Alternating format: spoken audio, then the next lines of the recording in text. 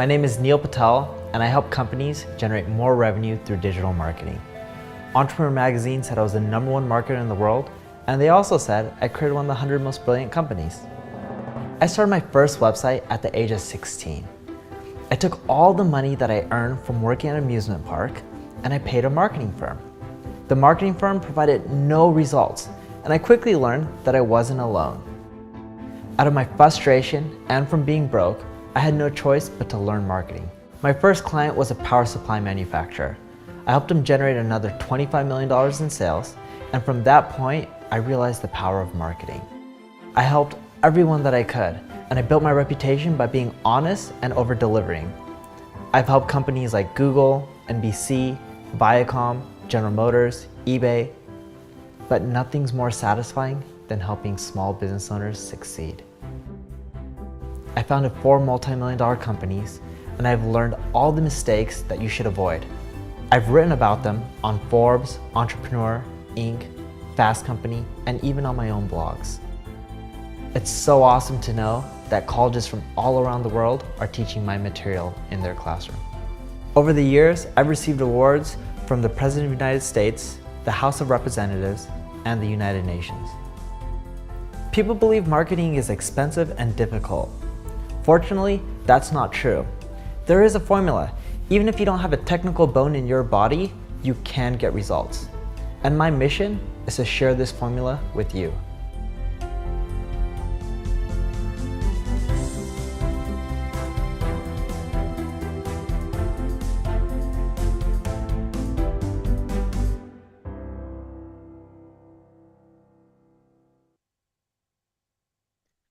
Hello, everyone. Thank you for joining us.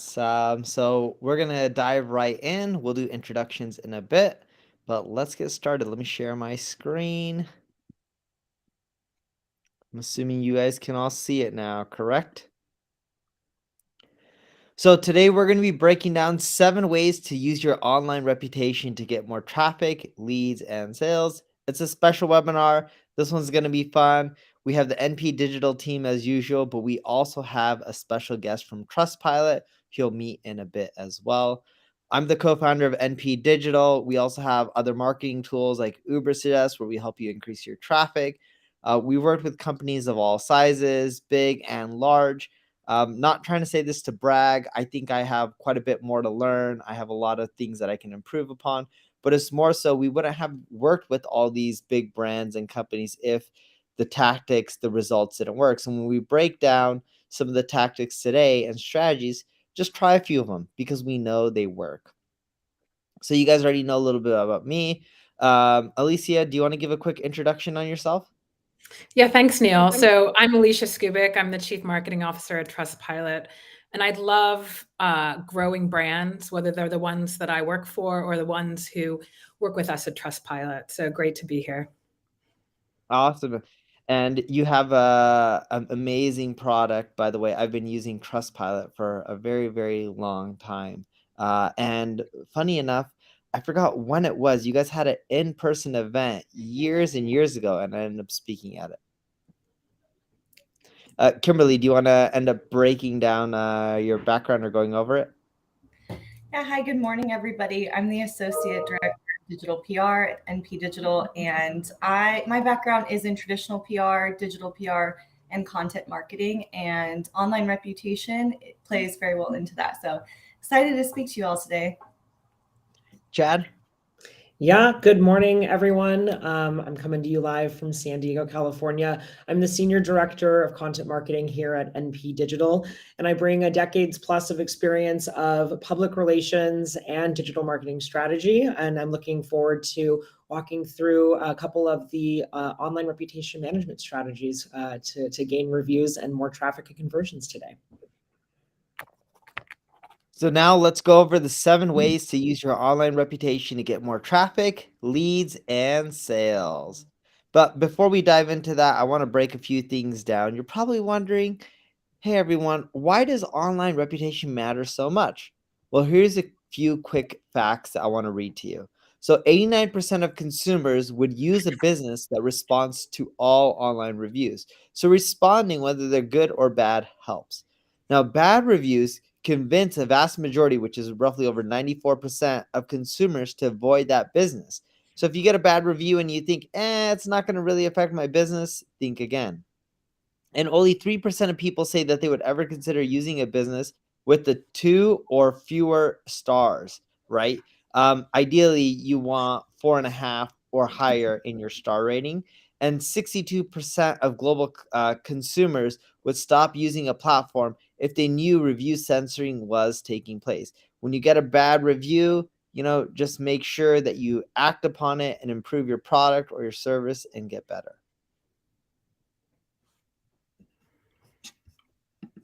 Great. Thanks, Neil.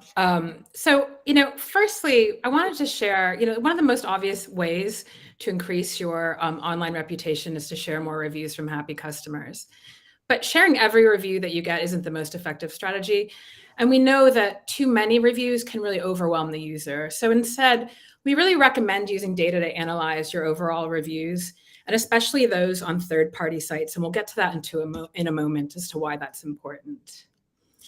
When we look at, the next slide, when you look at these statements, it's really clear the first statement is the most effective. People are much more likely to respond to data-backed statements. And when we think about sites like Google, it's a third-party review site, which means they don't have skin in the game. They just want to make sure that they're creating the best value to searchers. So they're not deleting bad reviews or highlighting the best ones. And this builds trust, which is fundamental to making a sale. When we look at how customers trust brands, they really trust other people more than the brands themselves. And this is why third-party sites like Google and Trustpilot are so important. They're much more trusted, and it's that social proofing. So using the data to impact your business, it gives confidence in what you offer. And since this opinion is unbiased, it's all the customers that you have, people assume it's much more truthful. So use this data to create these database statements about your reviews, your customers, and your content versus just talking about yourself. It's much more effective. So I'm going to give a couple examples. Our first one is a customer called Every, formerly known as Hermes, and they joined us in 2014. Their aim was to really improve the experience of their customers by understanding them.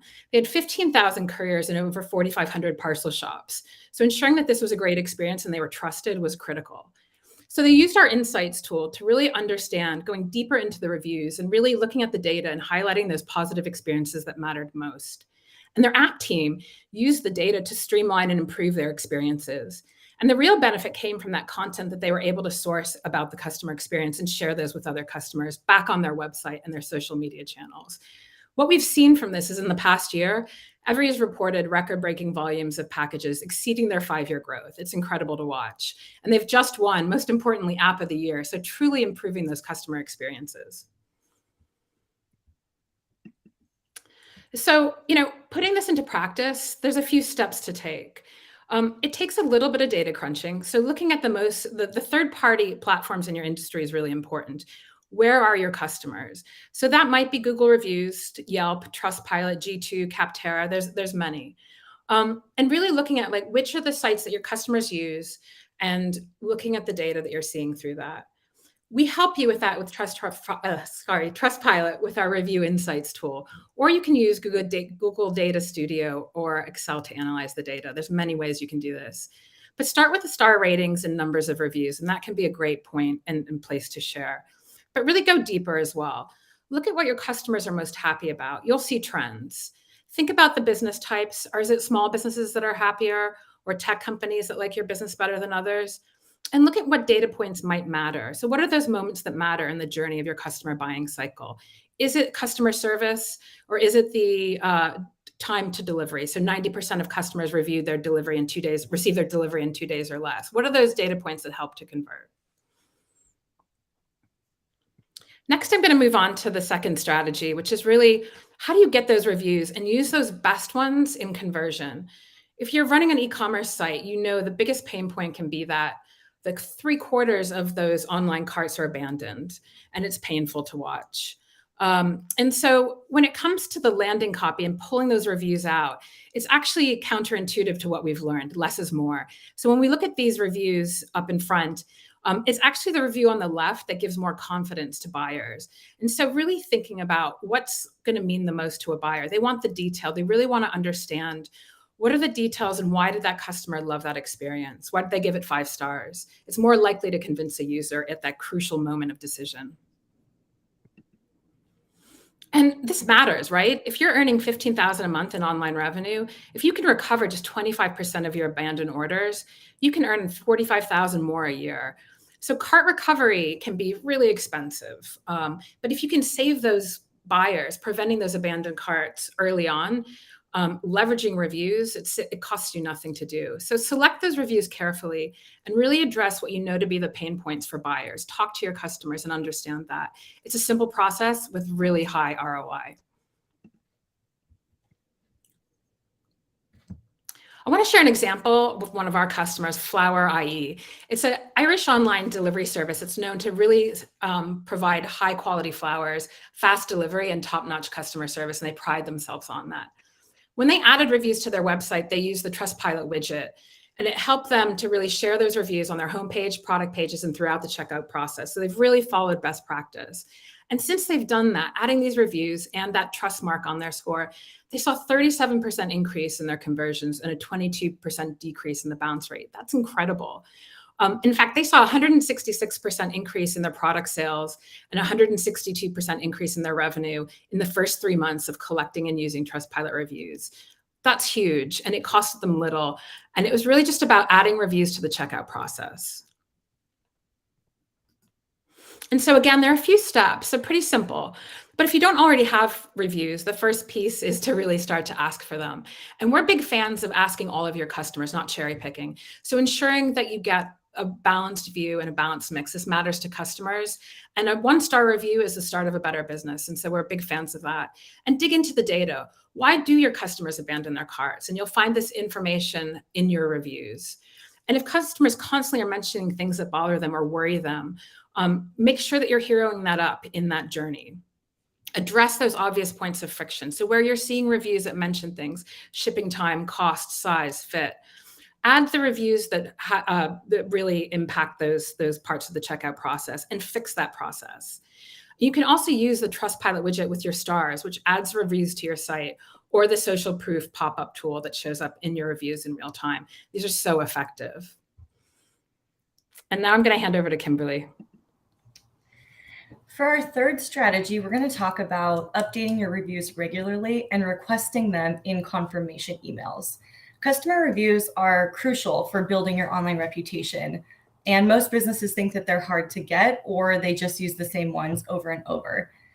The truth is most businesses don't even bother to ask customers, or if they do, they just ask at checkout. Confirmation emails actually have an open rate of about 65%, which makes them an ideal vehicle to get feedback from your customers. Let's say you're shopping online, but you come across 2 companies and you're comparing them. One of them has 5 stars with no reviews in the last 6 months. The other one has a 4.3 star total rating, but several reviews within the last few months. Despite the difference in star rating, most of us would trust the company with the more recent reviews. When it comes to reviews, the recency of them really does matter. 41% of consumers will consider the recency of reviews when making a purchase. This means that if your company is not consistently asking your customers for those reviews, you could be losing out on sales.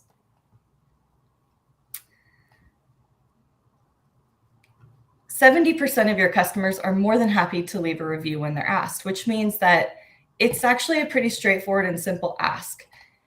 But just getting the reviews is only part of it. Neil, can you click back to the slide before? Thank you. Yeah, no problem. And not only do you need to collect those reviews, but you need to make sure you're constantly updating them online. So, when a customer is evaluating your business to see if they want to make a purchase from you, reviews are one of the first places they're going to go to. So even if you do have a couple of bad reviews in there, if you have a regular stream of positive reviews coming in, it can help push down those negative reviews. And when you ask for the reviews in your confirmation email, you ensure that they're relevant because someone just completed a purchase. How likely do you really think they are to leave a review a week later? confirmation email is a perfect place to capture them. So let's take a look at this in action. PhysioRoom.com is a UK-based sports medicine product store. They wanted to help customers enjoy the product that they purchase on their first purchase. That meant that in order to do this, they needed to have detailed information about each product. So they partnered with Trustpilot's product attributions feature to send out emails where customers could rank specific features about each product. They collected, previous to this, they were collecting their reviews just on product pages and they weren't getting into the details of the different features. So they started sending out confirmation emails and using Trustpilot to collect the reviews in those confirmation emails. And as a result of that, they saw a 1,900% increase in reviews, which means they had plenty of reviews to help other people make purchase decisions. And in addition to that, their sales increased 8% monthly. PhysioRoom does attribute some of its success to this third-party validation. Because the review invitation email contains that Trustpilot logo, that customers a little more confidence in the validity of that email, and they're more likely to go and leave that review. And one thing to note here too is the 8% increase is in B2B sales, right? So it's just like, yes, reviews work for B2C, but they also work for B2B as well. In essence, it doesn't matter if you're a physical product or a service or you're targeting consumers or businesses. Keep in mind, they just help increase sales. All right, so when asking for reviews in this way, it's important to think about that customer's perspective. When they get a confirmation email, they're expecting to receive confirmation of their purchase. They're not expecting to be bombarded with requests, so you need to keep your ask brief. You can use something like, "Thanks for shopping with us. We hope you enjoy your purchase. We'd love to know how you feel about the shopping experience. Would you mind leaving us a review here? And it'll only take a minute. Thank you so much." And so in this confirmation email, you're going to want to stay consistent with your branding, especially because you're asking them to move off of your site onto the Trustpilot site. Do what you can to streamline that review process. Let them know that it won't take them very long. A lot of users don't want to spend several minutes leaving you a review, so you want to keep it brief. And then finally, it's always nice to say thank you. It's a small thing that we should always do, but it does go a long way when you're asking for a favor from someone. Fourth strategy here is around using that third-party social proof in combination with the other lead gen initiatives you're already running. It's one of the most effective ways to build your online reputation, and when you pair it with other lead gen strategies, you can take full advantage of it for your business.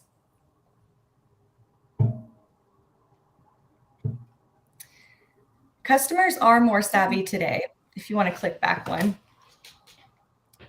Customers are certainly more savvy today. They can spot when a brand is trying to sell them on blatant attempts to convince them that they are as good as they are.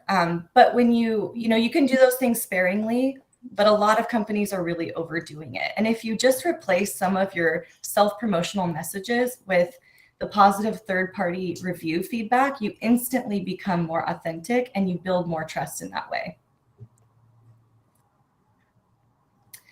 All right, let's talk about integrating strategies. When you combine these third-party social proofs with exit intent technology like pop-ups, the effect can be very powerful. You can save anywhere from 10 to 15% of lost visitors alone. And let's say you're trying to move higher priced products. By showing those third-party reviews, conversion rates can actually increase up to 380%. This can be a huge advantage when creating campaigns to drive more qualified traffic to those pages. And when you combine these two strategies with your third-party reviews, it can have explosive impact on your sales and on your online reputation. Other ways that you can include this social proof include adding it to things like chatbots, embedding it into white papers, and adding it to landing pages if you have an online tool. In this example, Mobile Monster, they're a secondhand phone recycling company, and they're very committed to their customer experience. But one of their main challenges was building trust, since a lot of consumers, they weren't sold that someone was going to buy their used phone. They thought it was too good to be true. So they leveraged Trustpilot's tool and earned a 4.9 out of 5 rating with over 3,200 reviews. The social proof examples from these reviews are now used across channels like Google Ads, on their social media channels, and their operations team even uses it to track trends and customer experience. The main takeaway here is not to assume that social proof should only be added to your website. There's a lot of opportunity to leverage reviews across different platforms, even in things like your chatbot, your lead magnets, and your paid ads. Your first step in gathering more reviews, your first step is to gather more reviews. And then when you have those reviews starting to come in, you want to take a look at your most effective marketing platforms and campaigns. If Instagram ads are doing really well for you, then test adding the reviews to your ads and see how they impact your campaigns. If your display ads do well, add them there. Then you want to move on to the campaigns that aren't as effective. Maybe Facebook isn't driving conversions for you, so you can run a lookalike audience there, add your social proof to the copy, and see if that increases results for you. You can also consider adding social proof to your other initiatives, things like your exit intent pop-ups I mentioned before, the live chat, downloadable guides. At the bottom of your emails is a great place to put it, and your social posts. Those are all really great places to show off your reviews.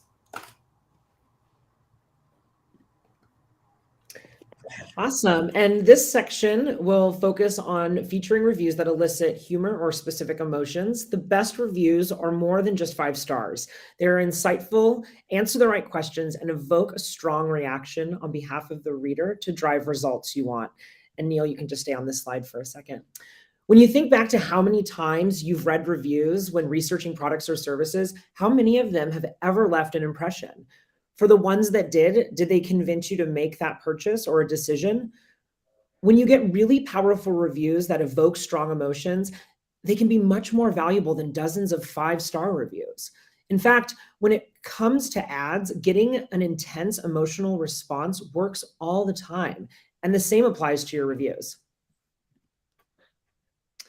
So if you want an online reputation that lasts, you need to tap into the emotional responses tied to your product or service, instead of just showing a few of the great reviews or a few of the 5-star reviews. What makes you so great? Why do people want to buy from you? And why is your experience so much better than others? Most people make decisions based on an emotion. An emotional reaction can impact purchasing decisions a lot more than logical factors such as price or shipping time. Create a list of emotionally charged words like love, hate, best, success, and fourth, and find reviews that use this language and add them to multiple platforms such as your website, social pages, paid ads, email, etc. This might take some manual effort to get it right and to get the ones that you want, instead of just letting a tool pull the nice reviews for you. So G-Form, a company specializing in protective sports gear, was looking for ways to increase sales and build customer trust. They zeroed in on the safety factors that their products used to locate some emotionally driven reviews. Reviews that discuss, say, staying safe, being able to play a sport with confidence, or staying at the top of their game are important to most athletes or everyday people trying to stay active. Using emotional reviews like these helped the company explode profits and even empowered their team to spot trends in customer service and product issues. They were able to take action quickly before any challenges became a bigger issue.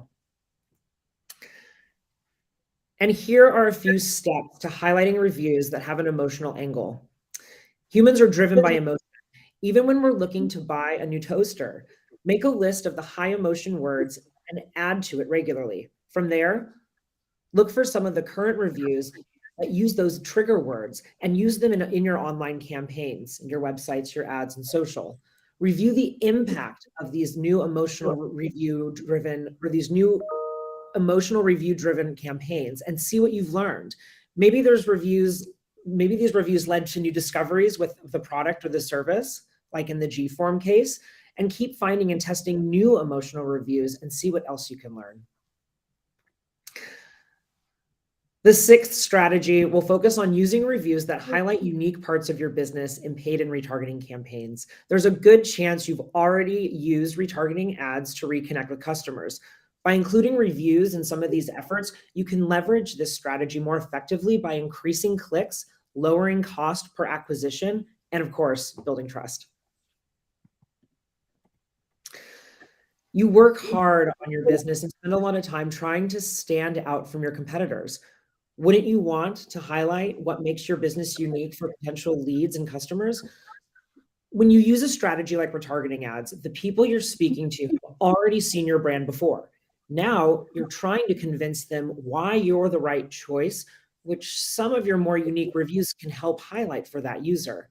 Conversion rates for retargeting ads also tend to be much higher, often as high as 70%, since you don't have to fight so hard to grab their attention that first time. So you're just taking an approach that already works and making it better. Retargeting ads work because you are not trying to build an entire relationship from scratch. The people you're engaging with, as mentioned, have already interacted with your brand before at some capacity. Some people might have already even seen some of your funny, captivating, and attention-grabbing reviews about certain aspects of your products or services. But now you're making sure that even more people can see that high-quality social proof. And since retargeting ads already work, the added social proof in those campaigns might be the deciding factor that nudges customers to complete their purchase. The next example we'll go over is TaxSlayer, an online tax processing company focusing on new customer acquisition, especially around tax season. There are many similar products out in the market, making it hard to stand out and capture attention with traditional ads. They tested two versions of a retargeting ad, one with social proof and one without. The results, the ad featuring a Trustpilot review converted far more often. They specifically chose reviews that addressed emotional pain points they knew their customers cared about. In this case, getting the highest refund possible during tax season. They experienced an increase in their Google Ads campaign click-through rate by 60%, lowered their cost per acquisition by 50%, up to 82% in some months, and increased referral traffic from their custom Trustpilot page by up to 500%. So if you're ready to start leveraging reviews in your retargeting campaign, here are some steps to help. The first thing you need to do is list out what makes you unique and certain pain points your customers face. Do you offer more choices than competitors? Are your delivery times faster? Does your company do a better job of answering customer questions than your competitors? Just some questions to think through. Once you know this, it will be easier for you to find what you need from your current reviews. Sometimes you won't have a specific review right away, which is fine. You can let your sales and marketing team know what you're looking for so they can work on sourcing them as well. When you have your reviews, look at the performance of your current campaigns. For some of the best ones, you can test different variations that highlight reviews to see if that increases conversions. You can also do the same with your worst campaigns to see if it gives them an additional boost. Run these new ads and see how they do. Make sure to keep adjusting and optimizing though. If you're not seeing the results you want, especially. Maybe your team just sourced a great review that might work better. So just keep trying them out. And now I'll pass it back to Alicia to wrap us up on strategy number 7. Thanks, Chad. So when it comes to reviews, most people always think about websites, social media, and paid ads. But so many forget about the single best marketing channel for driving leads and sales, which is your emails. There's a reason they work so well. You are speaking to people who already know and trust you. They're deeper in your marketing funnel than people you'd reach in social or paid ads. And when you add reviews and social proof to these comms, you're building on an already established relationship. And you hear it all the time. So email marketing provides one of the highest ROIs in all the marketing channels. It's up to $36 for every dollar spent, according to some experts. But nothing's more frustrating for people than getting an email from a company where all they do is talk about how great they are. So everyone turns a deaf ear to these, which means email just goes into the trash bin. So instead, if the same company adds a relevant review or social proof that ties in the message of the email, they can constantly make that connection and that communication more friendly. And I think it's really meaningful when you think about how many emails people are receiving every single day. If you're like me, you get about 100 a day. So it's easy to see why the average open rate is down to about 22%. And this can be really challenging for businesses to get conversions. So when you add reviews to your email, it can really help to boost your open rates, drive click-throughs, and really encourage more purchases. It can also help you build a stronger connection with that audience. And so for example, if you add some power social proof to email headers, you can help your brand stand out, especially in those really crowded inboxes. So I'm going to give you an example of one of our customers, Protect Line. It's one of the UK's top life insurance brokerage companies. They help customers find the right coverage for important needs like life insurance or critical illness. And so in an effort to really increase their click-through rates in email, they added our widget, the Trustpilot widget, to their emails. It featured a star rating review at the bottom of the email, which was instantly visible to readers. And since it's interactive, the review count is constantly updated, which makes it so much more relevant and meaningful and trustworthy when included. And with over 28,000 reviews and 99% of them classified as excellent or good, it had a really big impact. Anyone who's received regular emails from them could see the exceptional service, which was regularly updated, and this increased the trust. So when you're thinking about improving your email conversion and that strategy, there's a few things you need to do. So to get started, the first thing to do is really look at your email performance and see where you're losing your readers. Do you get opens but no clicks? Or a reader's not even bothering to open at all? And this will give you an indication of where your social proof needs to be. Highly recommend A/B testing. It's a really important way to increase the email marketing effectiveness. So test the reviews in your ads and constantly test what works best to open and convert. And you'll see which ones get you the best results. Be specific as possible. If you're hosting a sale or sending an email with recommended products, adding that review to each product really increases the interest. And as you keep working out these combinations, keep track of these reviews and emails so you can work to replicate the ones that do work. And lastly, you should consider adding star ratings using the widget to your email so readers can see the performance review change over time. It also helps increase the trust during a time when email scams are on the rise, so they can see that these are true reviews. And just to make sure to test these strategies before you completely changing overall, it's important to really understand what's meaningfully changed the dial. And if you find that including reviews help, try testing formats, the types of reviews, and see what users respond to most effectively. Great.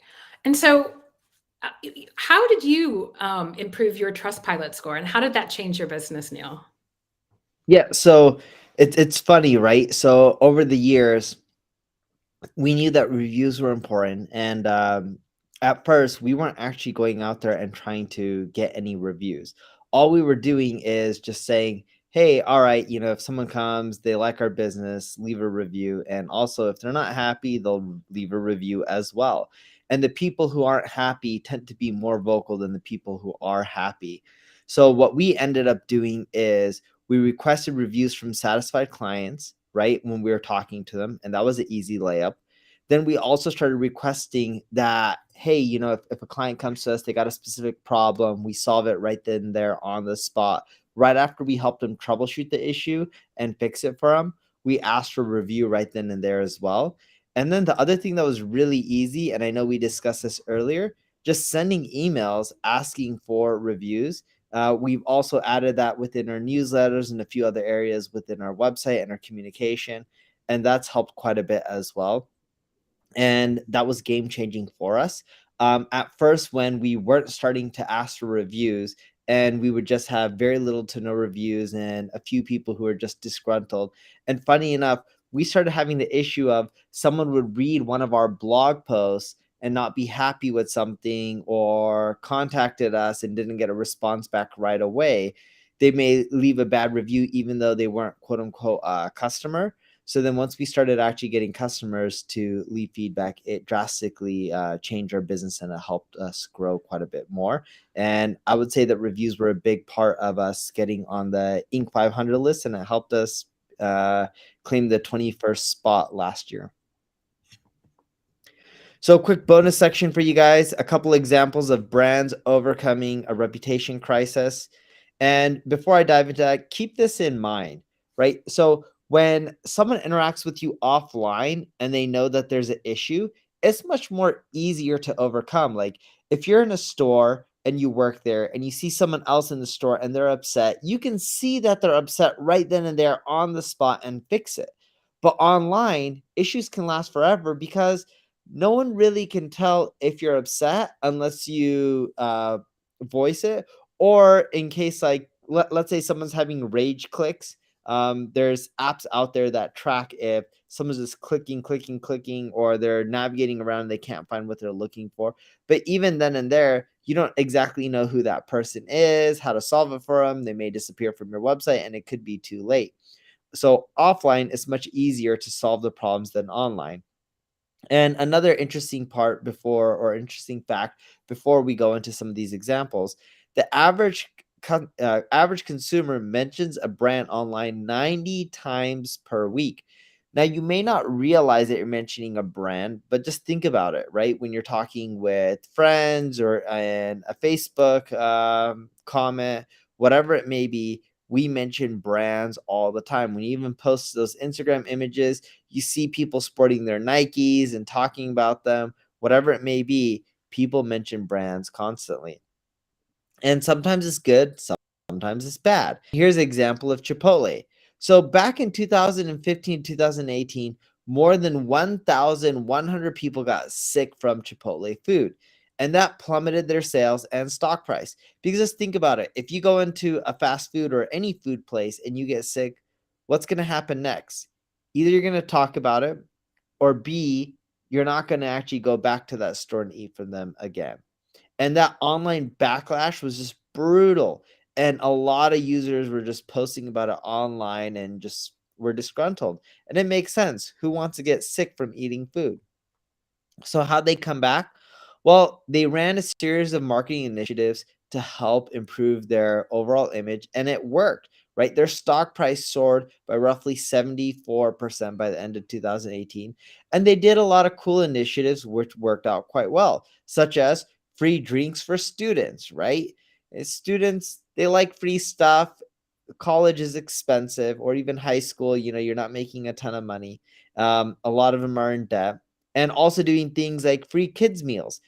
Kids, especially when they see kids meals, or if there's toys or there's anything that's unique for them, it causes parents to go because the kids want to go. And they did that on Sunday, and that helped. They also revamped their social media strategy. And what was cool, you should check this out if you haven't seen it. Check out A Love Story. It's their short film, and that was nice as well, and that helped. Crisis number 2, Live Strong. You guys are all familiar with Lance Armstrong. He won the Tour de France quite a few times. I forgot how many times. But then there was this big scandal of doping or steroids. And it caused a lot of people to not support Live Strong anymore. They lost their biggest supporter, Nike, and they reduced their budget by more than 11%. So how'd they get around this? Well, they released YouTube videos announcing their full-scale rebrand. They also rebuilt their website and changed social media branding. And of course, they refocused their mission and adjusted their branding messaging. And if you think about the Live Strong, you're not seeing, Lance Armstrong everywhere around the brand. So they adjusted quite a few things. And over time, the brand has lived on and it still impacts quite a few people. And you see quite a bit of people still going to their website these days. So we discussed this. This is just a quick highlight. If you want to take a screen grab here, you can find this whole video on YouTube as well. So you don't really need to take a screen grab if you don't want to. And now what we want to end up doing is going to some Q&A. But before we do that, if you're interested in working with us at NP Digital, make sure you scan the QR code there on the left side.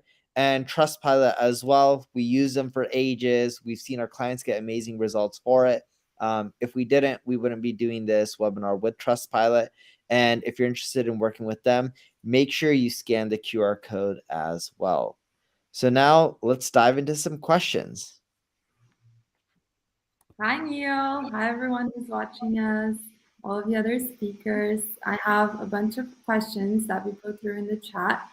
And I'm going to get started with one for Alicia. So, how do you handle a review that is wildly off base and not indicative of the actual situation the customer is experiencing?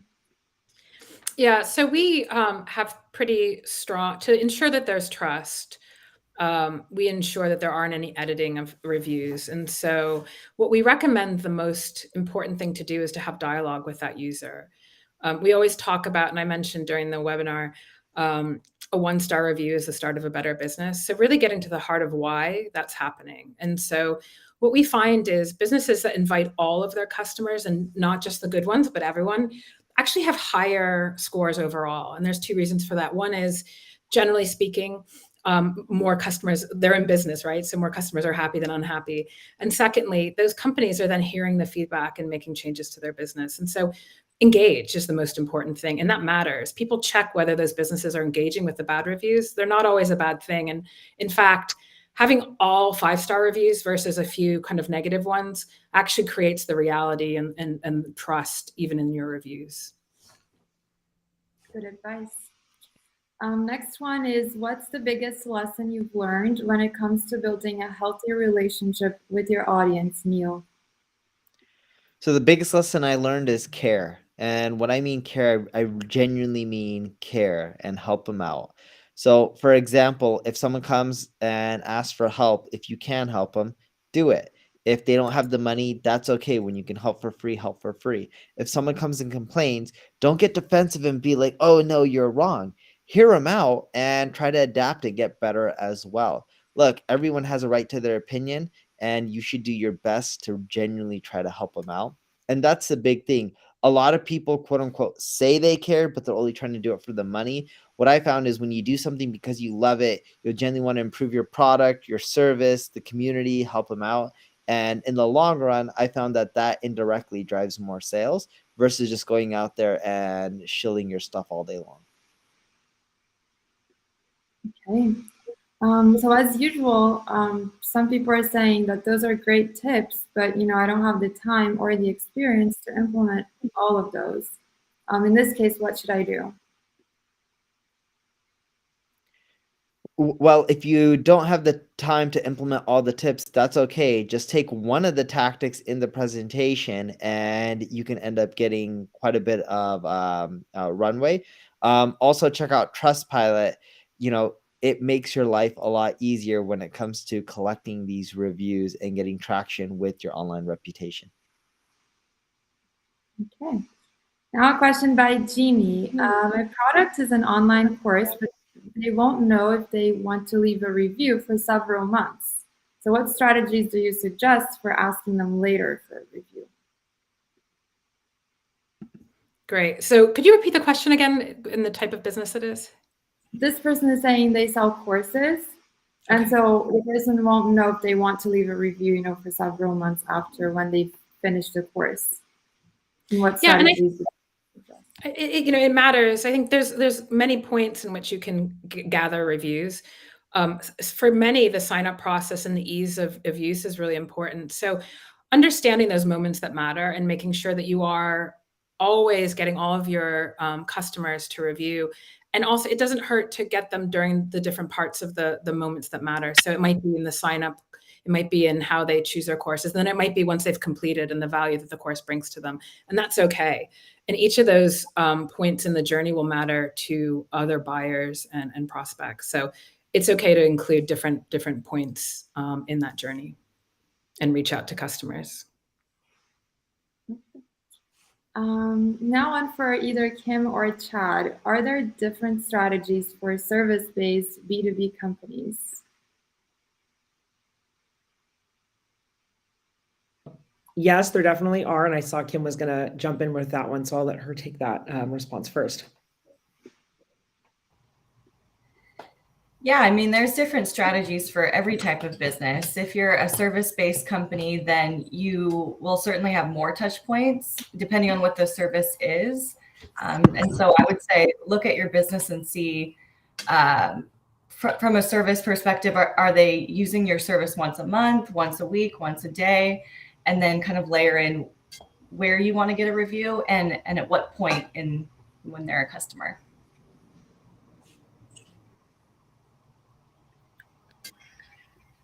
Okay, so just Heather, she asked, what does a confirmation email look like? So we might want to clarify that. Confirmation email is the kind of like the receipt from checkout. Your purchase went through. Here's the write-up of it. And then right in there, you can ask them to leave a review on the purchase checkout experience. Then you can start to gather reviews on that place. And then later down the line, gather a review on the product or service experience. Got it. Okay, and then final question is, how can I mix paid social with reputation management to gain more clients? Who wants to take that? I'll take it.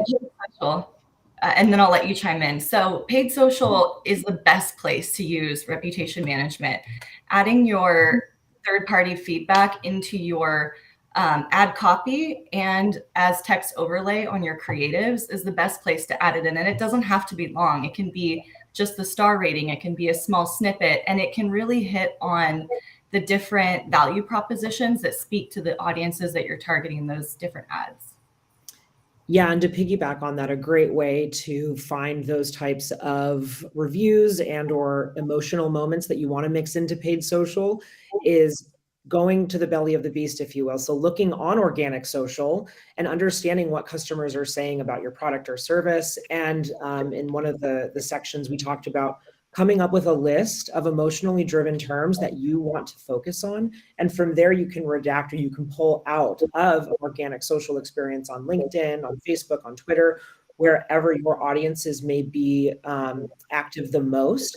And then from there, feed that in, as Kim was mentioning, to the paid social strategy as well. Okay, thank you, everyone. Awesome. Thank you guys, everyone, for attending. If you want to work with Trustpilot, just scan the QR code or just go to their site. You can do the same with us if you want to work with us at NP Digital. But big shout out to the Trustpilot team for making this webinar possible, as well as the NPD team. And most importantly, thank you guys for all taking the time out of your busy days to attend and ask these questions. If you didn't get anything answered that you need help with, you can reach out to any of us. We're all gladly willing to answer questions. So thank you for your time. Thank you. Thank you. My name is Neil Patel, and I help companies generate more revenue through digital marketing. Entrepreneur Magazine said I was the #1 marketer in the world, and they also said I created one of the 100 most brilliant companies. I started my first website at the age of 16. I took all the money that I earned from working at an amusement park, and I paid a marketing firm. The marketing firm provided no results, and I quickly learned that I wasn't alone.